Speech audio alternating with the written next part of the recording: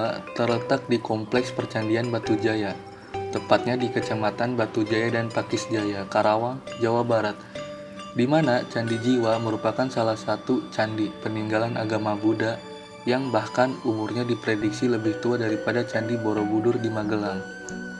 Sejarah penamaan Candi Jiwa memiliki sejarah yang cukup mistis. Dari keterangan warga yang menghuni daerah di dekat Candi Jiwa, bahkan dulunya unur atau gundukan tanah yang menutupi candi tersebut dilewati oleh kambing, dan kambing tersebut mati tanpa sebab yang jelas. Dari situ masyarakat sekitar menganggap tempat itu memiliki jiwa, karena tidak hanya sekali kambing yang melewati unur tersebut mati tanpa sebab yang jelas. Dari sumber lain mengatakan bahwa kata jiwa berasal dari Siwa, yaitu salah satu dewa dari agama Hindu.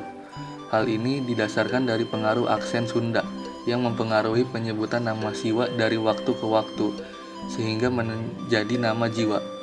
Namun hal ini cukup dipertanyakan karena beberapa penemuan yang mengerucutkan bahwa Candi Jiwa ini lebih kepada candi peninggalan Buddha. Sejarah berdirinya Candi Jiwa. Tidak banyak sumber yang mengatakan asal-usul berdirinya Candi Jiwa ini. Ada beberapa penemuan yang ditemukan di Kompleks Percandian Batujaya ini.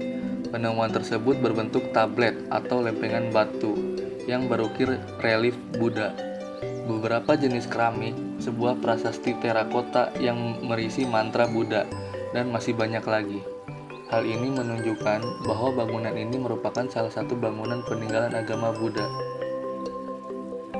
Dan hal ini diperkuat lagi dengan arsitek dari candi ini, berbentuk seperti bunga teratai yang diduga di atasnya terdapat stupa dari Buddha.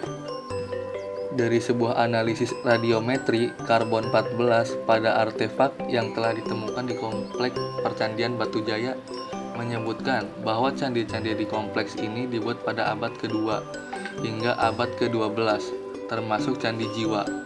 Hal ini ditunjukkan dari beberapa penemuan prasasti dan keramik Cina, motif tablet, dan arka-arka stuko yang ditemukan di Kompleks Candi Batujaya. Memiliki penanggalan absolut Cina dan juga bentuk tulisan palografi dari prasasti-prasasti yang ditemukan. Dari beberapa sumber di atas, Candi Jiwa diperkirakan dibangun pada Kerajaan Tarumanegara. Sejarah penemuan Candi Jiwa. Penelitian awal dilakukan pada tahun 1984 oleh tim arkeologi dari Fakultas Sastra Indonesia, yang saat ini bernama Fakultas Ilmu Budaya Universitas Indonesia.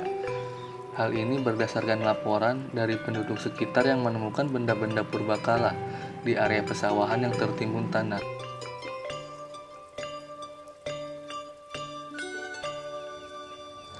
Rumah sejarah di Rengas Dengklok. Rengas Dengklok menjadi tempat yang bersejarah bagi bangsa Indonesia.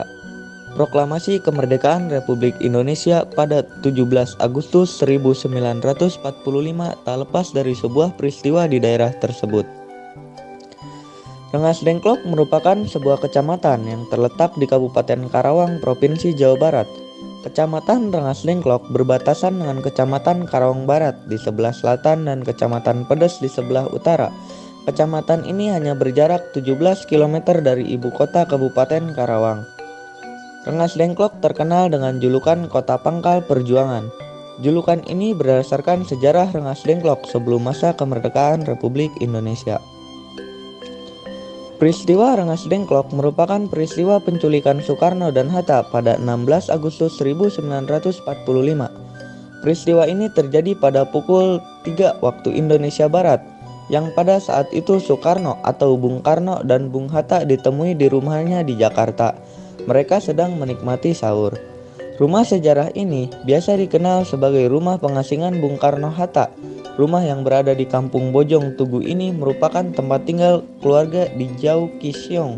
Dahulu di lokasi rumah ini berada di tepi Sungai Citarum, sekitar 500 meter dari lokasi saat ini. Pemindahan ini dimaksudkan karena lokasi sebelumnya sering terjadi banjir dan terancam roboh. Kasur yang digunakan oleh Hatta dan Soekarno beserta keluarganya masih terpajang di rumah tersebut. Saat ini rumah singgah tersebut masih dimiliki oleh keluarga di Jau Kisyong. Upacara nyalin. Kabupaten Karawang merupakan salah satu daerah agraris di Provinsi Jawa Barat. Kota Karawang dijuluki sebagai kota lumbung padi, sehingga sebagian penduduknya juga berprofesi sebagai petani. Namun, seiring berjalannya waktu, area pertanian di daerah Karawang mulai tergerus oleh perusahaan industri yang membuat identitas kota Karawang sebagai kota lumbung padi mulai perlahan menghilang. Tetapi, meskipun begitu, masih banyak juga petani yang tetap memegang teguh warisan potensi kearifan lokal itu. Dalam kegiatan bertani tersebut, ada tradisi yang dinamakan upacara nyalin. Tradisi nyalin ini berasal dari kata salin yang artinya mengganti. Tradisi nyalin ini merupakan sebuah kebiasaan masyarakat agraris yang telah dilakukan dari zaman dahulu sebagai wujud penghormatan kepada padi dan mensyukuri nikmat dan kesempatan untuk mengelola sawah atau hama sampai waktu panen tiba. Nyalin dianggap sebagai sebuah kearifan lokal karena terdapat nilai yang dapat diwarisi dan sudah lama dilaksanakan sehingga dianggap bagian dari kehidupan suatu kelompok masyarakat. Kegiatan yang dilakukan di upacara ini adalah kegiatan menuai beberapa batang padi yang dianggap baik yang nantinya akan dijadikan sebagai bibit di masa penanaman berikutnya. Dalam upacara ini, padi dilambangkan sebagai perempuan suci yang turun dari langit ke bumi untuk menggugah rasa, sari, kawasa, dan memajukan umat manusia. Oleh karena itu, kedudukan padi sebagai Nyi Pohaci Sang Hyang Sri dalam kepercayaan masyarakat sangat tinggi dan dihormati. Mitos Nyi Pohaci ini dilatar belakangi oleh cerita pantun Sulanjana, cerita pantun Sunda yang mengabadikan Nyai yang merupakan simbolitas peran perempuan dalam menjalani kehidupan, sebab perempuan akan terus memberikan keturunan dan melanjutkan kehidupan keluarganya.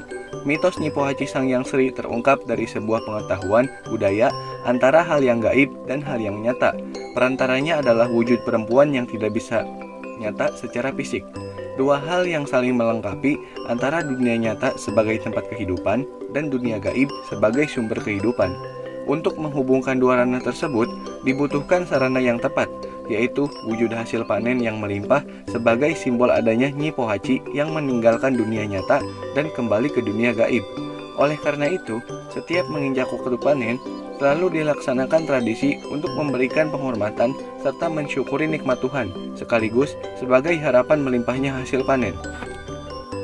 Namun, dengan zaman yang sudah modern, kini kepercayaan terhadap hal-hal seperti itu menjadi tergeser dan mulai ditinggalkan.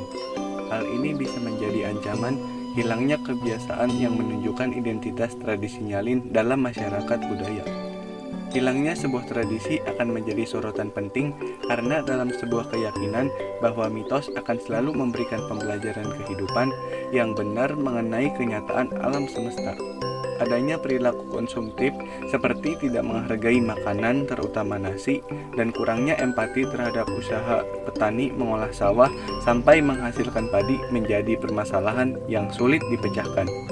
Melalui potret tradisi nyalin, diharapkan dapat memberikan gambaran nyata agar sedikit demi sedikit mengikis pola pikir konsumtif tadi ke arah yang lebih baik. Pola pikir untuk selalu mensyukuri nikmat Tuhan, menghargai ciptaannya yang bisa bermanfaat untuk kehidupan manusia, dan senantiasa menghargai usaha petani dengan cara menggunakan makanan pokok dengan lebih bijak dan tidak mubazir.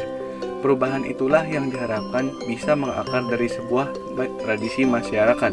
Dengan ini menunjukkan bahwa tradisi nyalin memiliki nilai-nilai luhur yang bisa diteladani.